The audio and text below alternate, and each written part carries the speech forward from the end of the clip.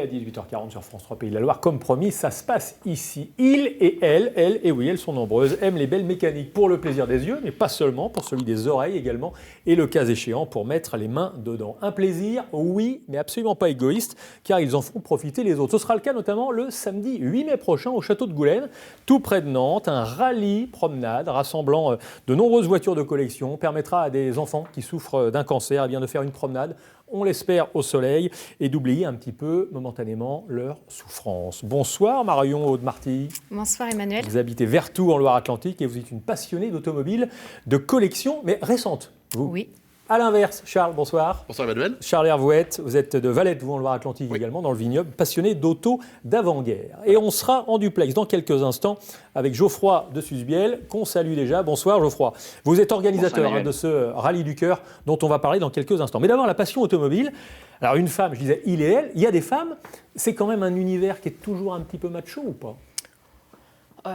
Ça commence à venir. Non, vraiment, il y a beaucoup de femmes qui commencent à s'y intéresser, qui viennent sur les rassemblements, qui partagent ça aussi en famille.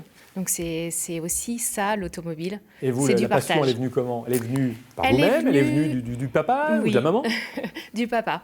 Voilà, c'est le schéma un peu classique. Papa aimait les belles mécaniques. J'ai été bercée dedans. Et puis, j'ai rencontré mon futur mari qui partageait aussi cette passion. D'accord. Et vous avez quoi comme voiture ? On a une Ferrari avec laquelle on va partager le rallye du cœur. Mais vous avez plusieurs voitures de collection, dont la Ferrari. On a une voiture aussi de collection, oui. Une Jaguar. Très bien. Et vous, Charles ? La passion, l'automobile. Alors, on voit votre chemise. Alors, on ne va pas faire de publicité, mais on la voit quand même. Désolé. Vous sortez du travail. Je sors du travail, donc c'est pas de la pub gratuite, promis. Bon.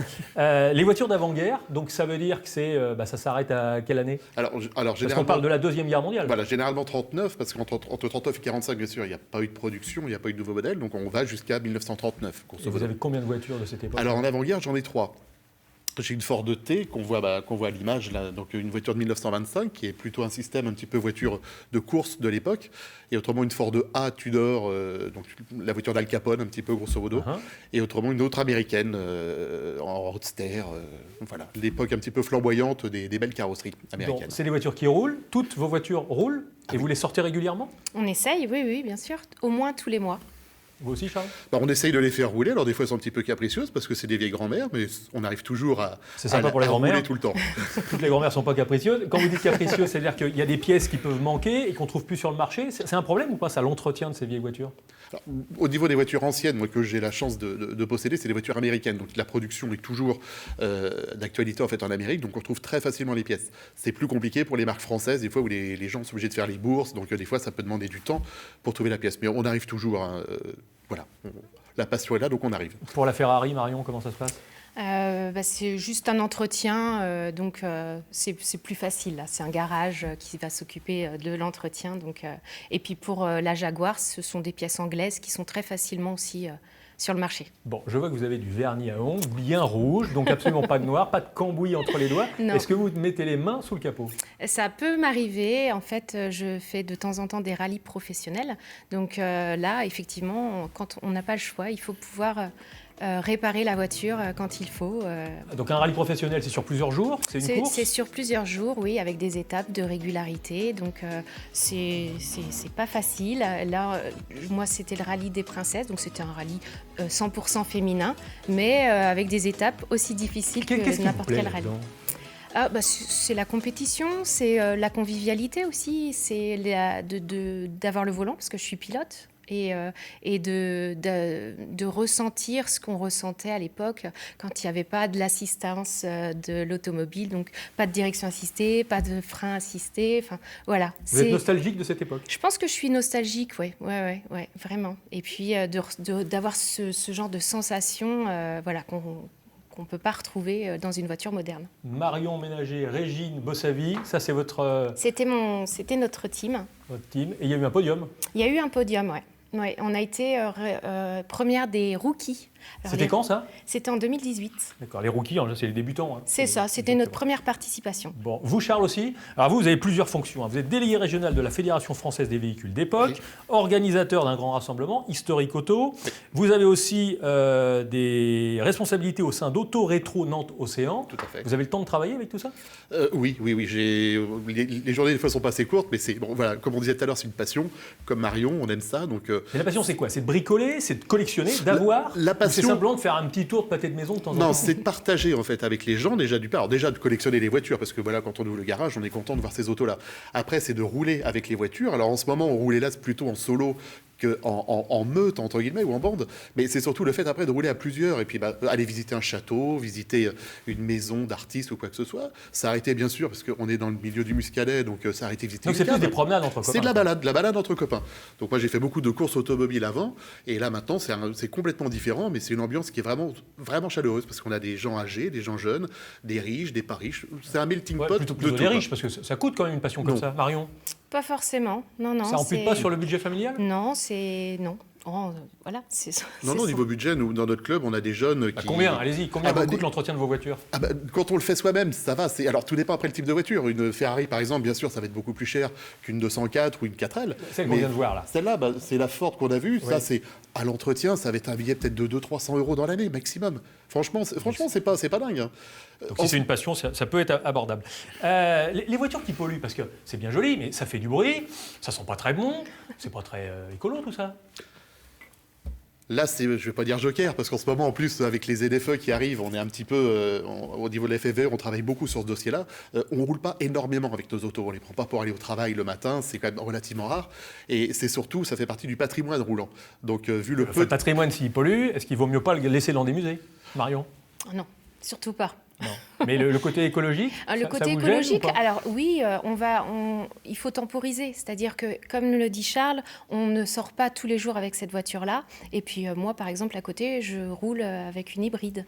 Donc voilà, il faut Donc aussi... vous avez bonne conscience d'un côté, comme ça vous pouvez fumer un petit peu plus avec votre voiture le week-end. On ne la fait pas beaucoup fumer. Alors on va préciser quand même qu'il y a deux députés de la région, Yannick Favennec et Yannick Horry, qui ont déposé un amendement, en l'occurrence l'article 27, au sein de la loi climat-résilience, projet de loi qui est discuté en ce moment à l'Assemblée nationale et qui doit permettre d'avoir des ZFE. Ce sont des zones à faible émission imposées par l'Europe, essentiellement dans les grandes agglomérations. Nantes, évidemment, est concernée. Et l'autorisation, enfin le but de cet amendement, c'est de faire rouler ces voitures, éventuellement dans ces agglomérations, mais en général, vous préférez plutôt aller à la campagne. Complètement, sauf quand il y a par exemple des rassemblements comme la traversée de Nantes qui a lieu une fois par an, organisée par Jacques Jaunâtre, où là en fait on traverse Nantes, donc pour les gens c'est sympa de voir un cortège de voitures anciennes. Alors, et monsieur Horry, excusez-moi, vous voyez quelqu'un qui est très impliqué parce qu'il a même participé financièrement et a misé un petit peu sur mon auto, donc monsieur Horry, quelqu'un de bien. Il ne reste que 4 minutes. On va tout de suite rejoindre en duplex de Saint-Cloud dans les Hauts-de-Seine Geoffroy de Susbiel. On ne vous a pas oublié, Geoffroy, c'est vous qui organisez. On parlait de convivialité, on parlait de promenade et tout. La grande promenade, donc c'est donc le 8 mai au château de Goulaine à côté de Nantes. C'est la première fois que ça a lieu à Nantes. Ça aura lieu à Lyon également pour une première fois et une nouvelle fois dans les Yvelines. Comment ça va se dérouler ce rallye? Ça va très bien se dérouler, déjà. On l'espère en tout cas. Mais ce qui est agréable, c'est d'entendre Charles et Marion parler de passion, de rêve dans les yeux des enfants. Et c'est un petit peu l'objectif de ce rallye.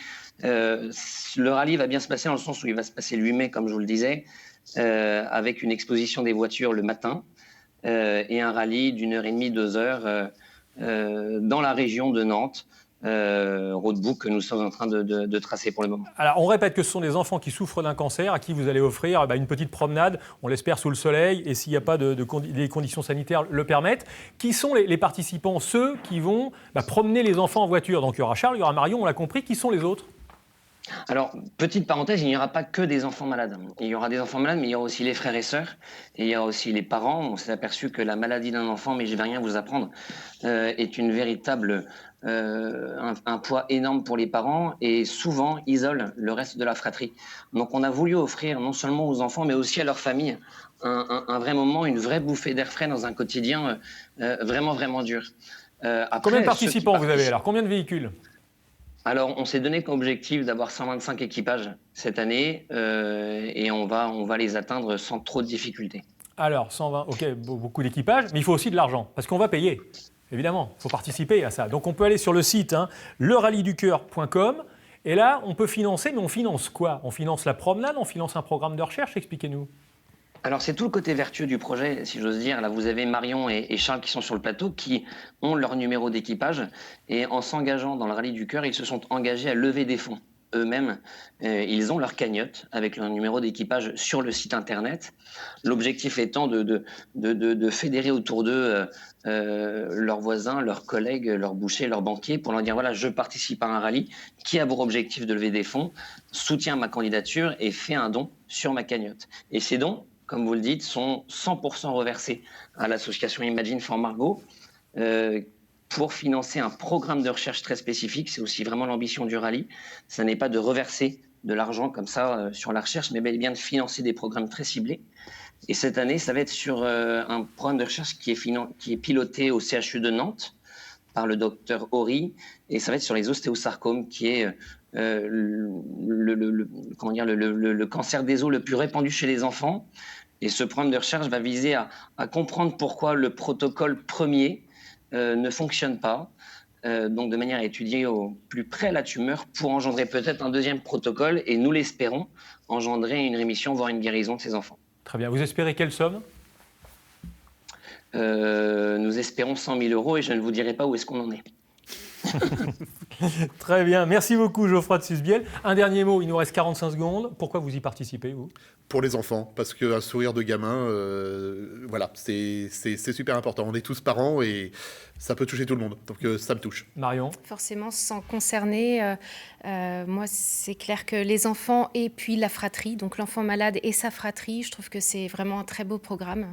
Bon, Et voilà. eh ben on vous souhaite de passer une belle journée. Donc je le répète, c'est le samedi 8 mai au château de Goulaine, à côté de Nantes. Vous pouvez venir admirer les voitures, je pense que c'est ouvert à tous. Après, vous avez compris, les enfants et leurs familles monteront en voiture. Vous pouvez surtout participer. On vous remet l'adresse internet, lerallyducoeur.com, et vous allez mettre un petit peu d'argent, 10 €, 100 €, plus si vous pouvez, sur une voiture. Merci Geoffroy de Susbiel, organisateur de l'événement. Merci Marion. Merci à vous. Charles.